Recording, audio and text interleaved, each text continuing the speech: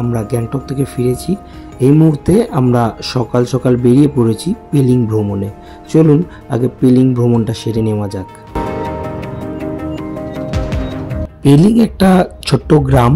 এইখানে ঘোরার মতো কিন্তু অনেক জায়গা রয়েছে। আমি এখানের পার্টিকুলার 3টে জায়গায় সিলেক্ট করেছি, যেটা একদম পেলিংয়ের 3 দিকে। এই 3টে হটস্পট যে পেলিংয়ে এলে এই 3টে জায়গা না ঘুরলেই নয়। তো আমি সেই জন্য সেই 3টে জায়গাতেই আজকে চলেছি, আপনাদেরও সেই জায়গায় নিয়ে যাওয়ার চেষ্টা করছি।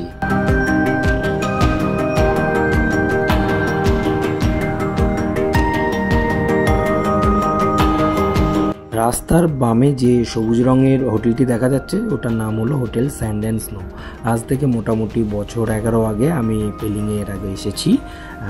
তখন এই হোটেলে ছিলাম, কিন্তু তখন এই পেলিং এই এরিয়াটা ছিল অনেক পরিষ্কার অ্যান্ড জায়গাটা ছিল অত্যন্ত মানে নিরিবিলি। এই মুহূর্তে যে পজিশন দেখলাম, মানে এত হোটেল গজিয়ে উঠেছে চারিদিকে, ডানদিক বাঁদিকে যে ঘিঞ্জি পরিবেশ তৈরি হয়েছে, এটা মোটেও মানে পেলিংয়ের থাকার মতো আমার ফিলিংটা আসেনি যা দেখলাম আর কি। তো আমরা প্রপার পেলিংয়ে ছিলাম না, আমরা ছিলাম একটুখানি অফবিট একটা প্লেসে।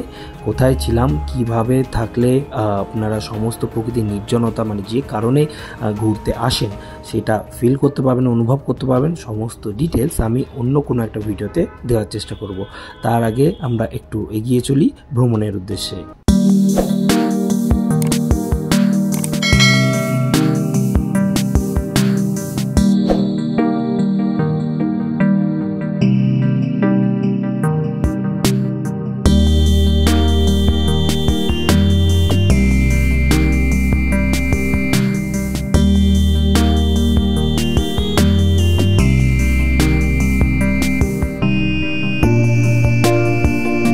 আমাদের প্রথম ডেস্টিনেশন হলো কাচিপুরি লেক। এই কাচিপুরি লেকটি পেলিং থেকে মোটামুটি 36 কিলোমিটার দূরে। এই লেকটিকে অনেকে উইশফুল লেকও বলে, অর্থাৎ যদি মন থেকে কোনো কিছু প্রে করা হয় এই লেকে, তাহলে তার মনস্কামনা পূর্ণ হয়। আমিও এর আগের বারে যখন এসেছিলাম মন থেকে কিছু প্রে করেছিলাম অ্যান্ড সেটা পেয়েও ছিলাম।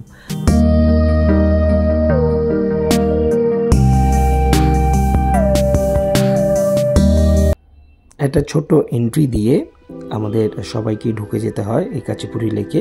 ডান দিক বাম দিকে মোটামুটি কিছু দোকান তৈরি হয়েছে। ঢুকতে গিয়েই এখানে একটা জলাশয় তৈরি করা হয়েছে কৃত্রিমভাবে, যেখানে মাছেরা ঘোরাফেরা করছে, জলকেলি করছে। সেখানে আপনারা চাইলেই খাবার দিতে পারেন, সেই খাবার আপনারা ওখান থেকে সংগ্রহ করে মাছেদের দিলে মাছেরা সেটা খুব আনন্দ করে খায়, আর সেই দৃশ্যটা কিন্তু একদম দেখার মতো। এই জায়গাটাকে বেশ কিছুটা সময় কাটানো যেতে পারে। এরই ঠিক সাইড দিয়ে একটা রাস্তা বেরিয়ে চলেছে, সেখান দিয়েই অ্যাকচুয়াল কাচিপুরি লেকের দিকে যেতে হয়, যেটা পায়ে হেঁটে মোটামুটি 5 থেকে 7 মিনিট।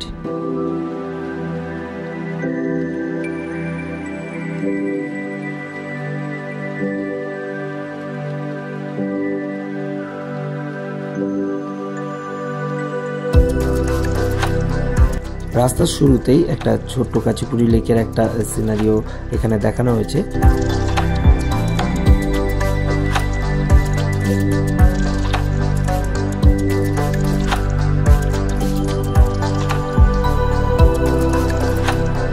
ডান দিকের এই সবুজ ঘন জঙ্গল রাশি, আর বাম দিকে মাঝে মধ্যে লেকের একটু কোনা ছিটে ফোটা ভাবে দেখা যাবে। এই দুদিকটা এনজয় করতে করতে আমরা সবাই এগিয়ে গিয়েছিলাম। খুব এনজয় করার মতো এই হাঁটার জায়গাটা। বেসিক্যালি এই রাস্তাটা হয়তো 5 মিনিটের হতে পারে, কিন্তু যখন আপনি আনন্দ করতে করতে এই রাস্তা দিয়ে যাবেন, এই 5 মিনিটের রাস্তাটাই কখন 15 মিনিট হয়ে যাবে আপনারা বুঝতেই পারবেন না।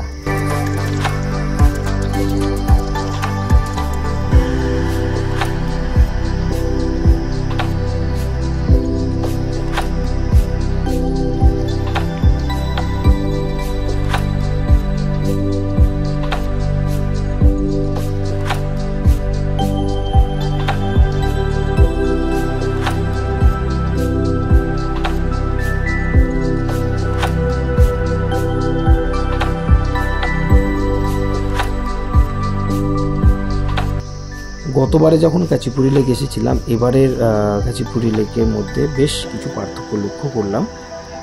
এইখানে যে প্রার্থনা করার স্থানটি রয়েছে সেটা গতবারে ছিল না, এবারে দেখলাম নতুনভাবে তৈরি হয়েছে।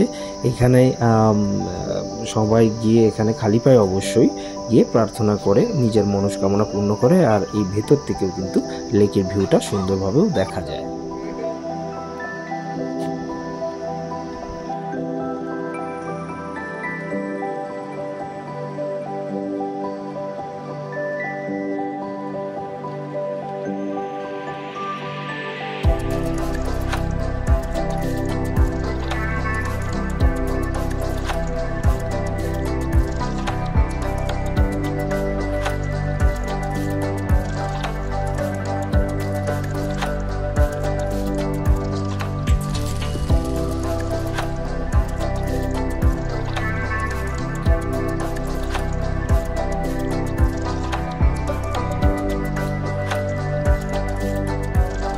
এই পুরো জায়গাটায় বেশ এক প্রকার নিস্তব্ধতা রয়েছে। সামনে যে লেকের ভিউটা দেখা যাচ্ছে এটাই অ্যাকচুয়াল কাচিপুরি লেক। ঠিকও আছে, এই লেকের মধ্যে কোনো পাতা পড়ে না, মানে গাছের কোনো পাতা পড়তে দেখা যায় না। আর যদি গাছের পাতা কোনোভাবেও পড়ে যায়, কোত্থেকে এসে কোনো পাখি সেটাকে নিয়ে ডাঙায় রেখে দেয়। এটাই এই লেকের আরেক ধরনের বিশেষত্ব। স্থানীয় মানুষরা এখানে এসে তাদের প্রার্থনা করে যান, হয়তো সেটা নিয়মিত। আর আমরাও যে টাইমে দেখলাম অনেক মানুষ এসেই প্রার্থনা করছেন। সামনে গৌতম বুদ্ধের ছবি রয়েছে, আর তাকেই কেন্দ্র করে সবাই নিজেদের প্রে করে যাচ্ছেন।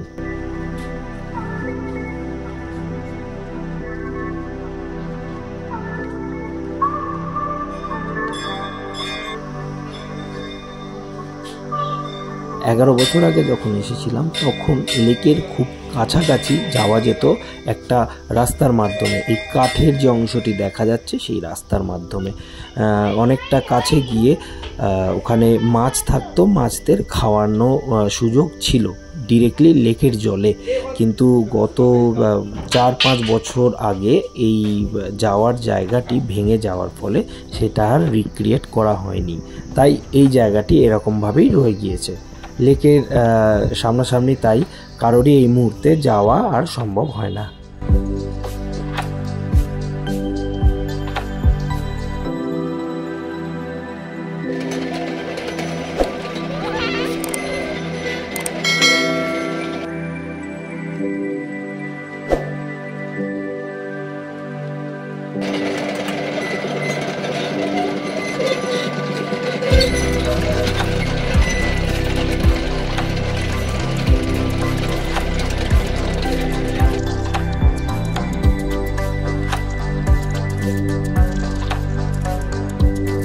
গতবারে যে জায়গাটায় যায়নি, এবারে কিন্তু কনফার্ম সেই জায়গাটায় যাব বলেই স্থির করেছি। কাচিপুরি লেকের ভিউ পয়েন্ট, যেটা একদম উপরে অবস্থিত। রাস্তা মোটামুটি এবড়ো খেবড়ো, সিঁড়িগুলোও সেরকম প্রপারভাবে তৈরি নেই। অ্যাকচুয়াল একটা ছোট্ট ট্রেকিংয়ের পথ এই পুরো জায়গাটা জুড়ে। রাস্তায় একটু সাবধানে উঠতে হবে, কিছু কিছু জায়গায় একটু খাড়াই পথ রয়েছে। খুব একটা কষ্টকর হবে না, তবে যাত্রা মোটামুটি 20 থেকে 25 মিনিট। কন্টিনিউ হাঁটতে হাঁটতে যদি হাফ লেগে যায় তো সেক্ষেত্রে একটুখানি হালকাভাবে দাঁড়িয়ে থেকে নিঃশ্বাস নিয়ে কিন্তু রেস্ট নিয়ে আস্তে আস্তে উপরে যাওয়ার চেষ্টা করতে হবে। আর এই যাওয়ার রাস্তাটাও কিন্তু বেশ মেসমারাইজিং, কারণ ডান দিকে বেসিক্যালি পুরো জঙ্গল, বাঁ দিকেও পুরোটাই জঙ্গল। এই জায়গাটায় জাস্ট একটা অন্য ধরনের অনুভূতি হাঁটার পথেই আপনারা ফিল করতে পারবেন।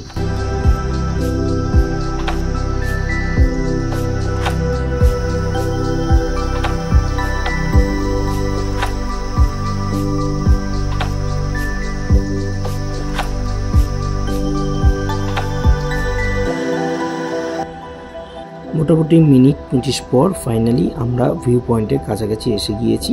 এই জায়গাটার ডান দিকে একটি শর্টকাট রাস্তা রয়েছে। আমি রিকোয়েস্ট করব যারা এই ভিডিওটি দেখছে এই শর্টকাট রাস্তাটি না ধরতে, স্ট্রেট যে রাস্তায় সবাই যাচ্ছে সেই রাস্তাতেই সবার যাওয়াটাই ভালো। দোতলা এই সিমেন্টের বাঁধানো ভিউ পয়েন্টটি কিন্তু অত্যন্ত সুন্দর। উপর থেকে ভিউটা আপনারা দেখুন, টোটাল ভিউটা আপনারা দেখুন, তাহলেই বুঝতে পারবেন আসলেই এই জায়গাটায় আসাটা কতটা দরকার।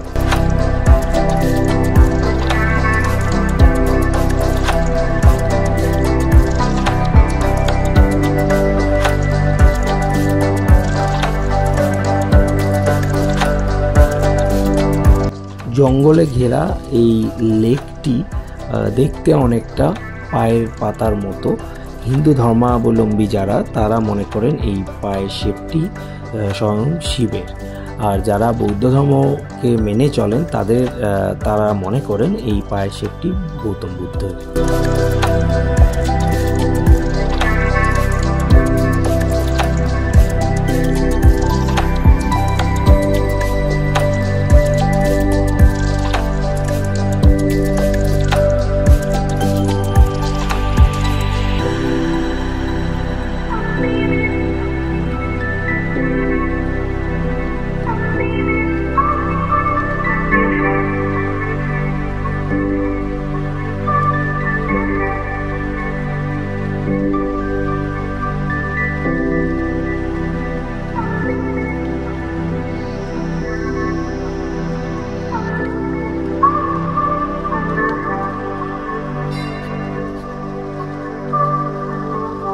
কাঁচিপুরি লেক থেকে এই মুহূর্তে আমরা যাব কাঞ্চনজঙ্ঘা ফলস।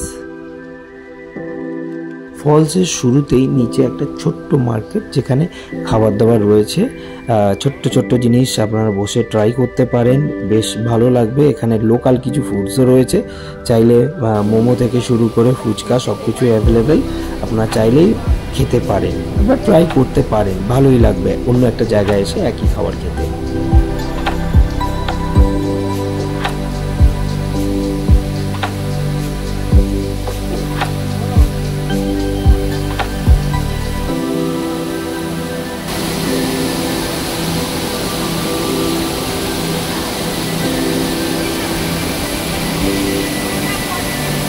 সামান্য একটা এন্ট্রি ফি দিয়ে আস্তে আস্তে আমরা এগিয়ে চললাম কাঞ্চনজঙ্ঘা ফলসের অরিজিনাল ফলসের দিকে।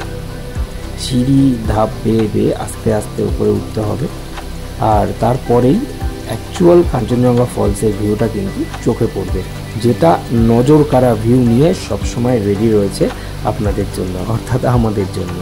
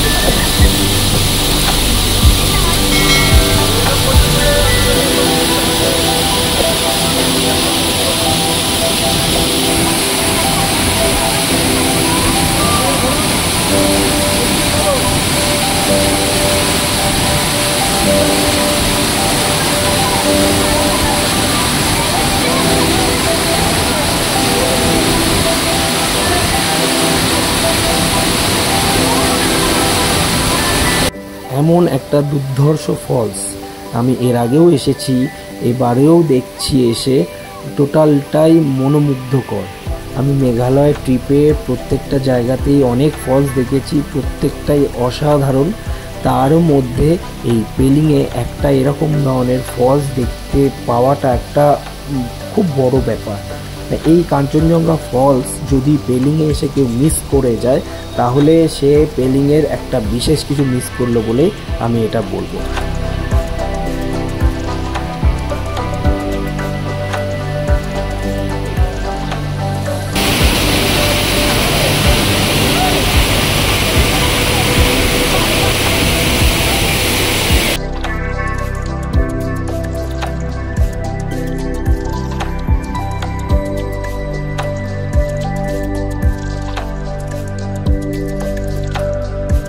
ফাইনালি আমরা চলেছি স্কাই ওয়াকে। অনেকটা দেরি হয়ে গিয়েছে, কারণ স্কাই ওয়াক মোটামুটি 5টায় বন্ধ হয়ে যায়। আমরা 4:20 নাগাদ পৌঁছেছি, হাতে মাত্র 40 মিনিট। যতটা তাড়াতাড়ি পারি স্কাই ওয়াকে ঢুকে যাওয়ার চেষ্টা করছি, যতটা তাড়াতাড়ি হয় ভিউ দেখার চেষ্টা করব যতটুকু হয়। এছাড়া আমাদের কোনো উপায় নেই, কারণ অন্ধকার অলরেডি হতে শুরু করেছে।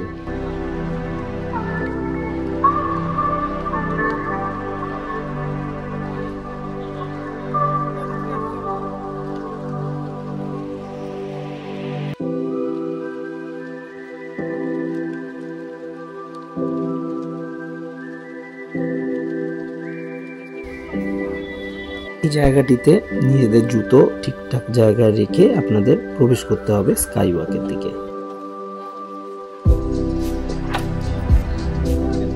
বুদ্ধদেবের একটি বিশেষ রূপ এই জায়গাটিতে অবস্থান করছে।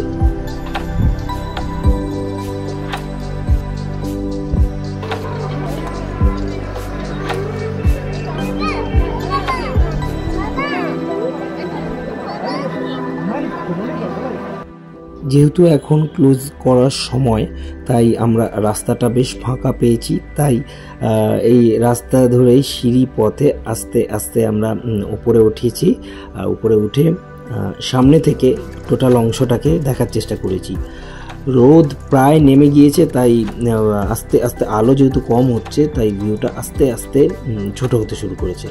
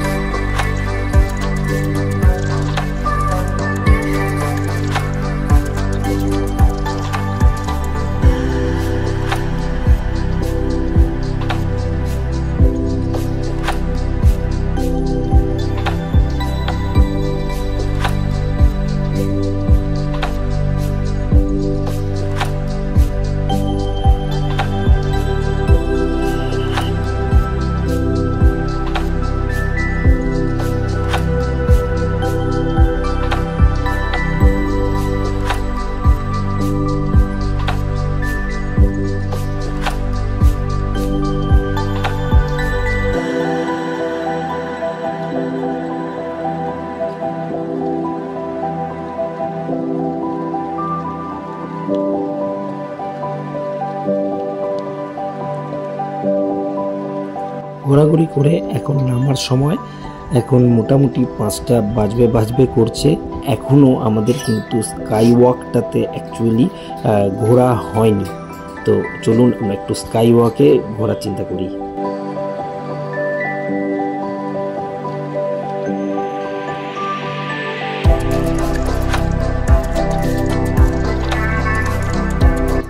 কাঁচের এই স্ল্যাব দিয়ে বানানো এই টোটাল ওয়াকিং এরিয়াটি কিন্তু খুব সুন্দর। বাইরের দেশের ছাঁচে বানানো হয়েছে।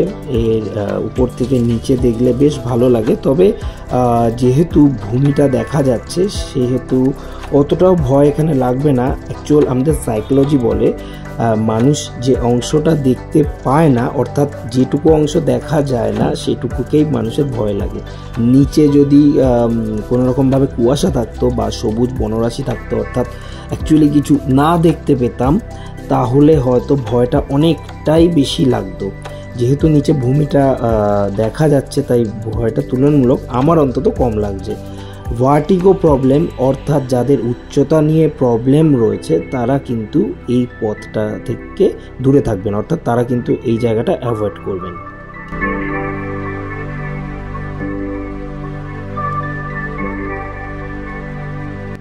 বুদ্ধদেব পুরোপুরিভাবে কুয়াশায় ঢেকে যেতে শুরু করেছে। রোদও প্রায় কম।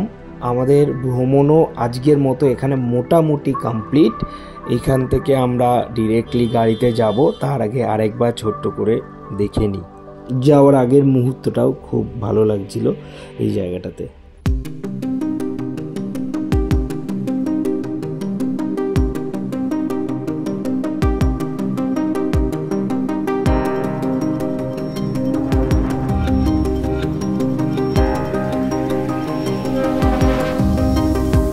চলো।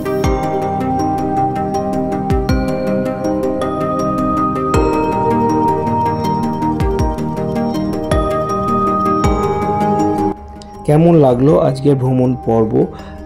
আমি অনেক লেট করে ভিডিও আপলোড করছি জানি, বাট সময়ের ব্যস্ততায় সব কিছু কমপ্লিট করা হয়ে উঠছে না। তাও যতটুকু আপনারা সাপোর্টে আছেন তার জন্য অনেক অনেক ধন্যবাদ। ভিডিও যদি ভালো লেগে থাকে তবে অবশ্যই একটা লাইক করবেন, যদি কিছু জানার থাকে অবশ্যই কমেন্টস করবেন, আর যদি চ্যানেলে নতুন হয়ে থাকেন তাহলে অবশ্যই সাবস্ক্রাইব করবেন। দেখা হবে আবার পরবর্তী ভিডিওতে, ততদিনের জন্য টাটা।